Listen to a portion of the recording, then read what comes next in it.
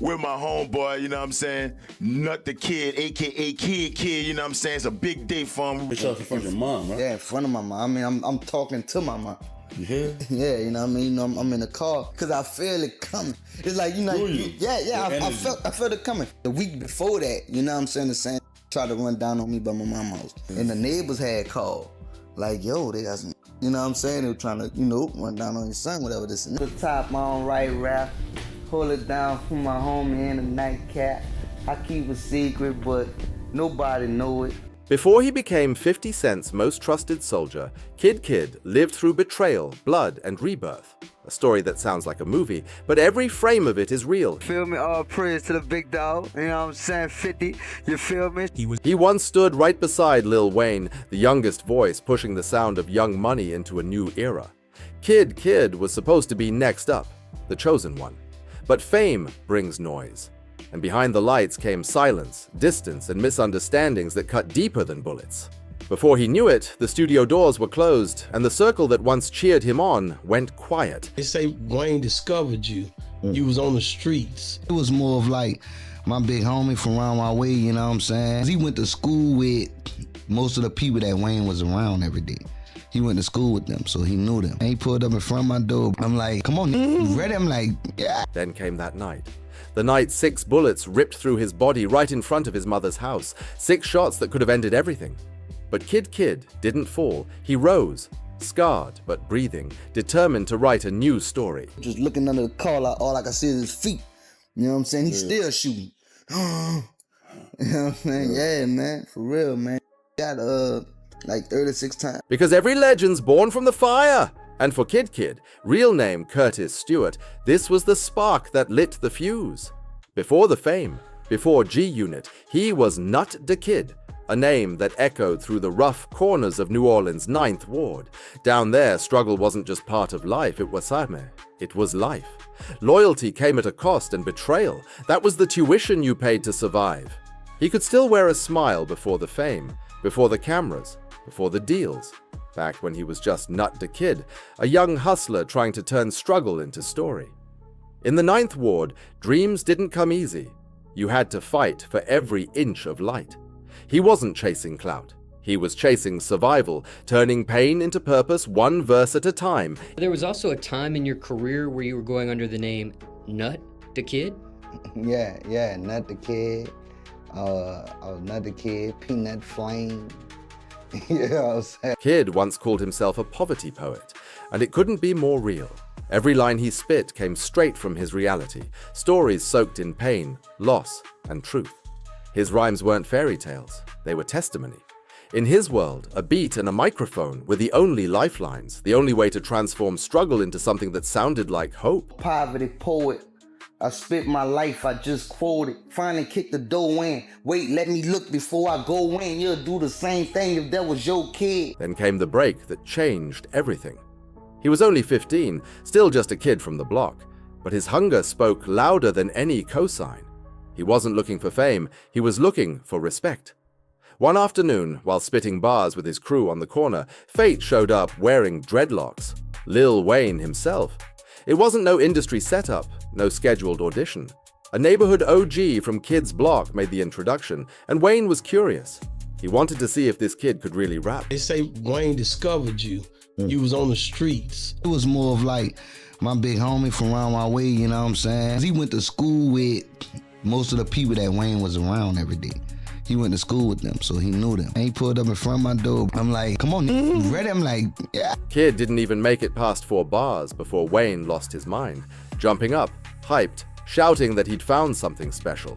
That night, history quietly started forming in New Orleans.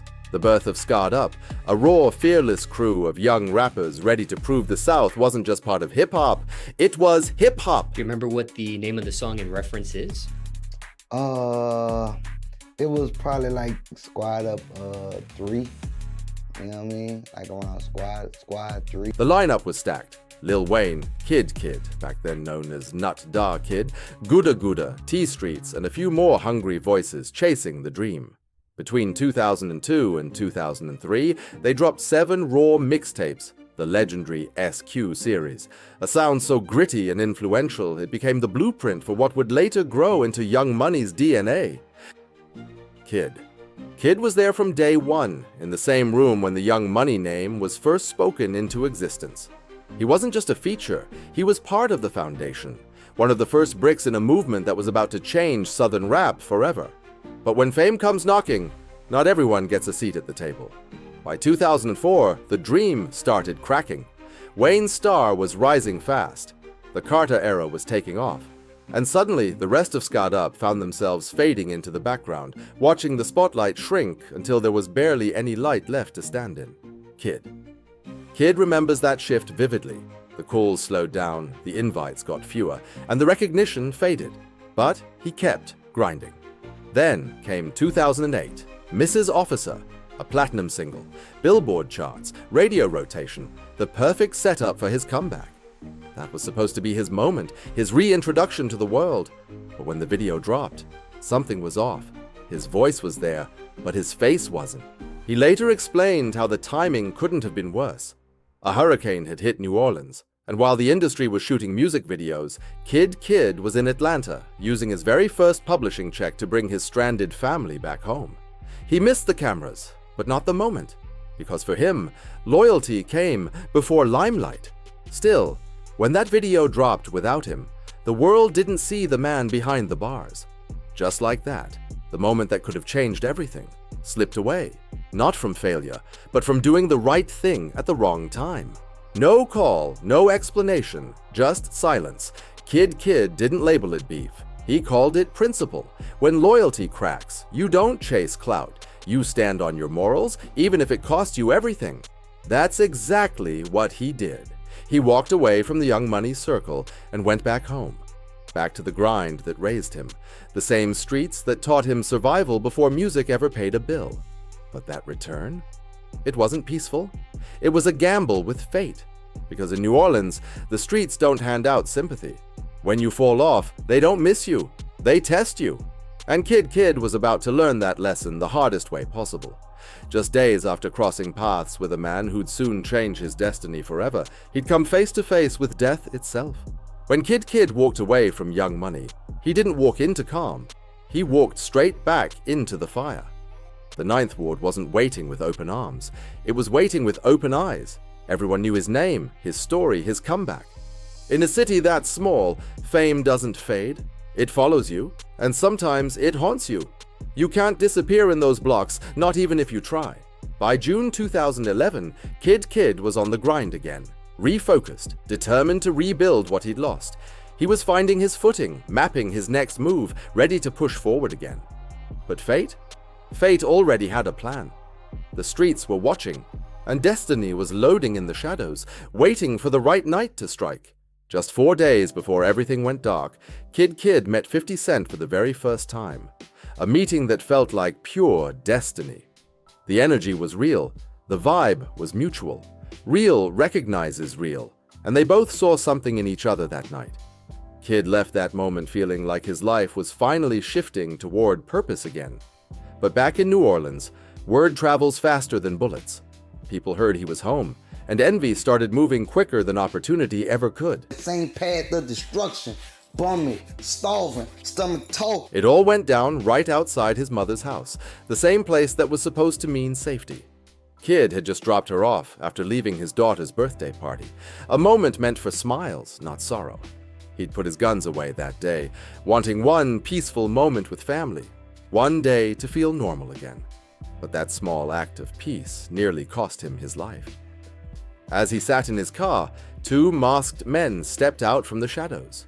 Silent, focused, and ready. His mother stood frozen in the doorway, helplessly watching her worst nightmare unfold in real time. Kid barely had a second to react, just enough to grab his phone and yell for his partner to get around here before the air exploded with gunfire. The shooter carried a carbon 15 rifle, spraying round after round. Reports said 36 to 42 shots tore through the car. Kid was hit 6 times, in his leg, abdomen, and side. In those first terrifying seconds, the streetlights flashed, the night screamed, and a man who had already lost everything once was now fighting for his life again. He didn't even feel pain at first, just shock. His body went numb, frozen between adrenaline and disbelief. Kid tried to move, tried to slide across the seat toward the passenger side and push open the door. Every breath felt heavier than the last. I opened the passenger side door, right? The whole time, dude still letting loose. My mind was telling me, yeah, you know what I'm saying, get out of this and go. But nigga, my body ain't do nothing but fall. Bloop. When he finally managed to shove the door open, his strength gave out completely. He collapsed, hitting the pavement hard. His vision blurred, the world spinning between smoke, sparks, and shattered glass. He could see the shooter's feet through the haze, moving closer, gunfire still echoing in the night. He thought it was over, that they were coming to finish the job. Then suddenly, silence. They were gone. The night went quiet, but the pain came rushing back all at once. Bleeding out on the concrete, Kid's thoughts didn't go to revenge or music or fame, just his kids. He wanted one last chance to hear their voices, to say goodbye. Minutes felt like hours until the sirens finally screamed in the distance. When paramedics reached him, his body was torn apart, but his heart was still fighting. The hospital stay that followed was brutal. Doctors worked for hours, repairing shredded organs and muscle, finally fitting him with a colostomy bag just to keep him alive. He'd wear that bag for nearly 10 months. When he woke up, covered in tubes, bandages, and scars, reality hit. The career, the plans, everything he'd built felt gone. He called it the darkest period of his life. But under all that pain, something powerful started burning. Hunger. A new purpose. He realized he wasn't supposed to die that night. Even with bullets still lodged in his leg, Kid made a promise to himself. He was going to rise again no matter how long it took. And when he finally turned his phone back on, fresh out of surgery, the first call wasn't from family, not from a label, not from an old friend. It was from someone who would change everything. It was Curtis Jackson, 50 Cent himself. Lying in that hospital bed, stitched up and half-conscious, Kid felt the full weight of everything. The pain, the betrayal, the silence that comes when the world moves on without you. In the music industry, there's an unspoken rule. Once you're wounded, you're a liability. Labels move on, fake friends vanish, and the phones stop ringing. But when Kid finally turned his phone back on after surgery, that silence broke in the most unexpected way. The first voice he heard wasn't one of pity, it was power. It was 50 Cent's.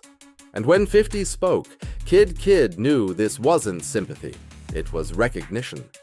50 knew exactly what that hospital air smelled like, what that pain felt like. He'd been there, 9 bullets deep, the same confusion, the same betrayal, the same fight to breathe under flickering hospital lights. Kid said the first thing 50 told him was simple but powerful. When I got hit, my label left me. But I ain't gonna do you like that. That one line changed everything. Just weeks before the shooting, Kid had caught 50's attention with a remix he did to one of 50's own tracks, Better Walk. At first, 50 wasn't feeling it. He thought some random rapper was biting his hook. But then he listened closer, and what he heard wasn't imitation, it was hunger. The kind of hunger you can't fake. 50 said straight up, "That kid killed my song." A few days later, 50 reached out and told him to pull up. Wanted to meet face to face on a movie set. Kid wasn't rolling solo though. He came New Orleans style, deep, armed, and alert. Most execs would have panicked at the sight, but 50? He just laughed. He asked what kind of guns they were holding. Not because he was scared, but because he understood it. He respected the code. He respected the struggle. And in that moment, right there between scars and survival, a bond was formed. One built on pain, loyalty, and real recognition. Then came the test. The kind of test only 50 Cent could give. Inside his studio van, 50 handed Kid 5 fresh instrumentals and told him, "Take these home and write." But Kid didn't leave. He stayed right there on set, pulled up a chair, and started writing on the spot. Before 50 even wrapped filming, Kid had recorded all 5 tracks, back to back, no breaks, no excuses. That was the test, and he passed it with flying colors. Then, the shooting happened. Life could have stopped right there. Most people would have vanished, let the pain take over, but 50 didn't let that happen. He called the hospital, checked in personally, made sure Kid knew he wasn't forgotten. And when Kid was finally ready to move again, still stitched up, still wearing a colostomy bag, 50 put him straight to work. No waiting, no pity. Barely healed, Kid hopped a flight to Atlanta to record his verse on Tony Yayo's Track Haters alongside 50 and Shawty Low. That same night, they shot the music video. Kid was moving slow, every step a reminder of what he'd survived. But he refused to show weakness. The pain didn't stop him, it fueled him. The very next day, he was on a plane to Africa, performing in front of thousands. His wounds hadn't even fully closed, but there he was, rapping, sweating, and proving he belonged everywhere 50 went. Kid wasn't there as some background hype man. He was there as a soldier, moving through the empire, learning how loyalty and discipline built legacies. Because Kid knew the difference between being signed and being chosen. And for 50 Cent, this wasn't just business. This was respect.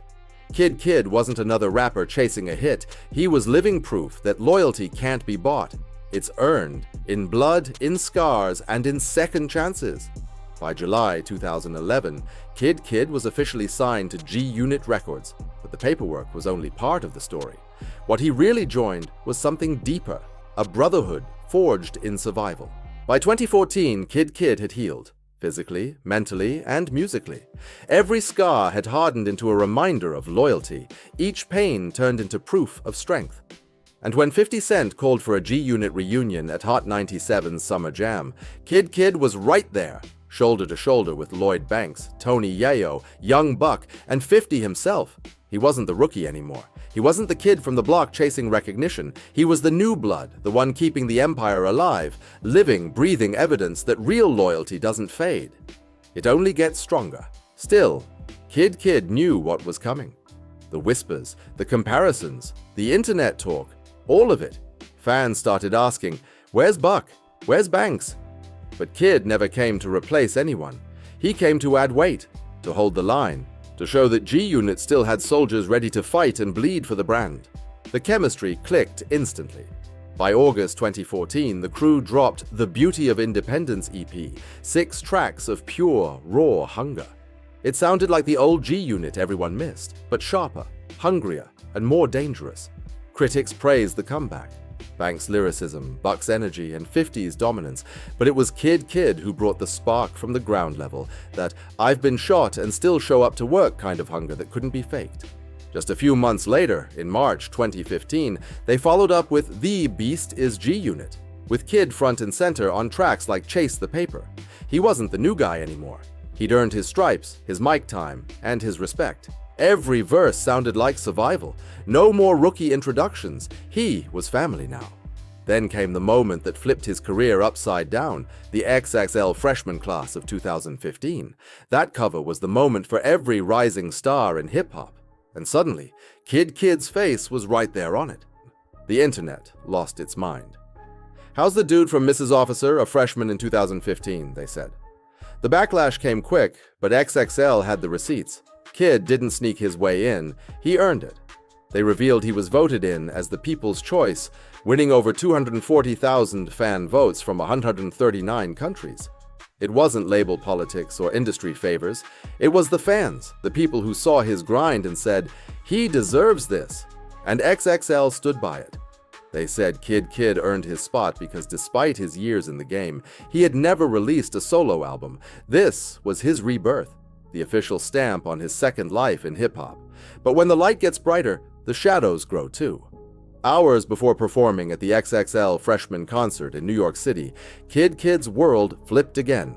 Undercover cops swarmed him, arresting him on accusations from his ex-girlfriend, Marita Robinson. She claimed he assaulted and strangled her during a trip to Las Vegas, and the internet ran wild with it. Pictures hit social media, headlines exploded, and suddenly, Kid wasn't trending for his music. He was trending for all the wrong reasons. His legal team fired back immediately, calling the accusations completely false, even showing her history of making up stories. But once the images spread, the damage was done. The court of public opinion doesn't wait for proof. And just like that, Kid was back in handcuffs. This time not because of street life, but because of fame. But there was one man who didn't flinch: 50 Cent. He stepped up without hesitation, wiring $105,000 to cover Kid's bail within hours. Then he went public, defending his artist, calling the situation dirty work. While everyone else turned their backs, 50 made it clear Kid wasn't alone. This wasn't the end, it was another test. And every time Kid had been tested, he came back stronger. The message was loud and clear. G-Unit protects its own. But once the spotlight dimmed, the legal storm didn't fade. It followed Kid all the way back to New Orleans. The same woman filed similar charges again, and suddenly the headlines doubled down. The pressure was heavy. Shows canceled, interviews disappeared, and promoters stopped calling. By February 2016, Kid made a quiet decision to close that chapter once and for all. He pled guilty to a harassment violation in New York, completed a batterer's program, and walked away without a criminal record. The case was over, but the stain was already there, dragged across every blog, every gossip site, every social feed. And in an industry built on image, a kind of dirt doesn't wash off easy. Even through the chaos, the courtrooms, the headlines, the endless scrutiny, Kid never forgot who he was or where he came from. While other rappers chased chart placements and awards, he chased purpose. For him, purpose always pointed back home, back to New Orleans. In August 2014, marking 9 years since Hurricane Katrina, Kid released a haunting track titled Mr. Rogers. It wasn't just another tribute. It was a confession, a song written by a man who had lived through loss and seen his entire neighborhood nearly erased. Through his words, he reached straight into the heart of the 9th Ward, the place hit hardest when the levees broke. Every lyric hit like a scar reopening. Boarded up homes, broken families, silence where laughter used to live. While the rest of the country had moved on, Kid was still there, carrying the pain for those who couldn't. Mr. Rogers wasn't a song for sympathy. It was a mirror for truth. Then, a year later, he turned that same pain into film. In August 2015, Kid released his self-produced documentary, New Orleans Katrina 10 Years Later. There was no big studio budget, no glossy editing, just a camera, a message, and raw honesty. He wasn't chasing streams or viral fame. He wanted the world to see what it had ignored. Through his lens, viewers met real people, his barber, his mother, council members, and kids still growing up surrounded by destruction. The film captured the heartbreak of returning home, families who escaped the flood but could no longer afford to come back. The city they once loved had been rebuilt for the wealthy, not the survivors. It wasn't polished, it wasn't glamorous. It was truth, exactly how Kid intended it. One line from his interview cut deeper than any lyric. They fix the business districts and the upper class spots, but they ain't fixing homes. That sentence summed up what New Orleans natives had been screaming for years. The so-called recovery had a price tag, and the poor couldn't afford it. The city was rebuilding, but not for them. For Kid, this wasn't charity. It was duty. Being a voice for his people meant more than radio spins or industry applause. It was personal. He didn't just rap about pain. He documented it, lived it, and refused to let the world forget what New Orleans lost. And in that choice, to speak truth instead of chasing trends, Kid showed that sometimes legacy isn't about platinum plaques or Grammy trophies. It's about standing tall for the people who can't be heard. The same raw emotion that once powered Kid's verses now fueled something bigger, his activism. What once came out as pain over beats had turned into purpose in motion. He wanted to flip the narrative, to take every stereotype that painted the hood as broken and turn it into proof of resilience. Every scar told a story, every loss had meaning, and every lyric was survival set to sound. But as Kid poured his heart back into his city, another realization began to rise. After years under the G-Unit flag, touring the world, rebuilding his name, and sharpening his craft, he finally reached that point every soldier dreams of, the moment he becomes his own general. In 2018, Kid made the announcement that would mark a new chapter in his legacy. He was officially parting ways with G-Unit Records to go fully independent under his own label, RLLNR Entertainment, short for Real Life, Real Nig Records. But to keep it clean and focused, he called it RLLNR, a movement, not just a company. And there was no drama, no beef, no disses, just respect. It wasn't about leaving, it was about evolving. 50 Cent had already given him the blueprint, the business mind, the independence, the mindset of ownership. Kid later said in an interview, "You can't expect your big bro to hold your hand forever. He showed me how to move. Now it's on me to build my own." 50, like, you know, I see that and like, oh, you did, 'cause 50 dropped you. No, he didn't, bro, you know what I'm saying? Like, you know, I'm around for the music, you feel me? So I gotta keep it going, you know what I mean? You know, there's no bad blood. And that's exactly what he did.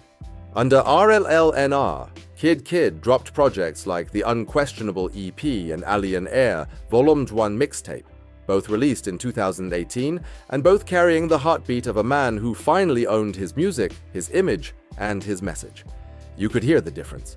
This wasn't an artist chasing a deal anymore. This was a boss shaping his destiny. The label's slogan said it all: real life, real money, real music. It wasn't just branding. It was truth. Every song, every verse, every beat echoed the grind of a man who'd survived bullets, betrayal, and business politics, and still stood tall. Kid's journey had come full circle, from being shot 6 times in front of his mother's house to standing as an independent voice for his city. The same streets that almost took his life were now the ones he uplifted through music. He didn't need validation anymore. He had purpose, a label built from loyalty, and a legacy written in scars, living proof that sometimes the hardest battles don't end you. They make you. He wasn't chasing fame anymore. He was building a foundation. After everything he'd lost, survived, and rebuilt, Kid realized the truest reward wasn't fortune. It was freedom. From Nut to Kid, to G-Unit soldier, to finally becoming the RLLNR boss, his entire story stood on one unshakable word: resilience. He'd been through betrayal, heartbreak, and the brutal politics of the rap game, but every time he came back sharper, calmer, and more focused. The same shooting that almost ended his life became the lesson that redefined it. The chaos that surrounded his fame turned into the fuel that powered his independence. Every scar became a lyric, every pain became a story, a constant reminder that pain doesn't destroy purpose, it defines it. By 2024, Kid's voice still echoed through New Orleans, stronger than ever. He wasn't just rapping, he was rebuilding the city's heartbeat. That year, he dropped a powerful collaboration that made the entire hip-hop world stop and pay attention. The single Yellow Tape, featuring the recently freed legend BG, wasn't just another record. It was a reunion of survivors. For BG, it marked his triumphant return after spending more than a decade behind bars. For Kid, it was validation, a moment that proved his grind, loyalty, and consistency were finally paying off. 2 generations of New Orleans rap joined forces on one track. Not for clout, not for headlines, but for legacy. The track didn't chase radio spins or chart placements. It spoke directly to the streets that raised them. It sounded like home, raw, unfiltered, and true.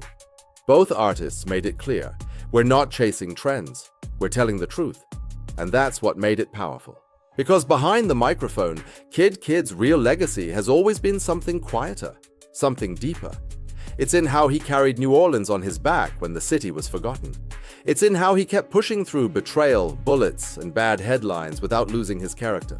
It's in how he turned pain into progress and loss into leadership. Kid's story isn't just about survival, it's about ownership, evolution, and the kind of strength that doesn't fade when the cameras stop rolling. It's about standing tall, scarred, but unbroken, and showing the world that even when life shoots 6 times, you can still stand up 7. He often says his biggest inspiration doesn't come from the music, it comes from his children.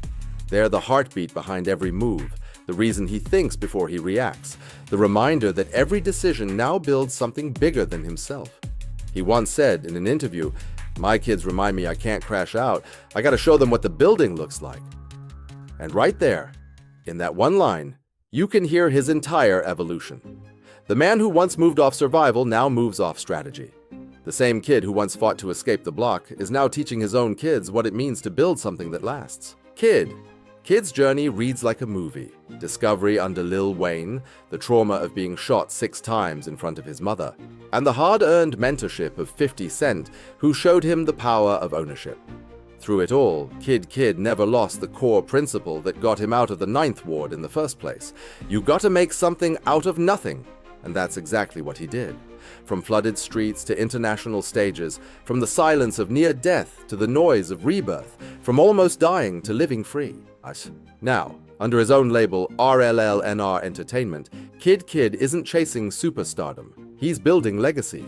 The kind that doesn't rely on awards, headlines, or industry approval. The kind that lives in truth, loyalty, and resilience. In a world that rewards image over integrity, he chose the harder road, the real one. He turned pain into purpose, setbacks into structure, and losses into lessons. He showed that surviving isn't enough. You gotta grow. He's not just another rapper from New Orleans, he's a symbol of endurance. Proof that even when the world counts you out, you can still come back louder, wiser, and stronger than ever. And that's what makes Kid more than an artist. He's a blueprint, living proof that no matter how many times life tries to bury you, you can always rise again. Thank you for watching. Don't forget to subscribe, like, and share. See you on the next one.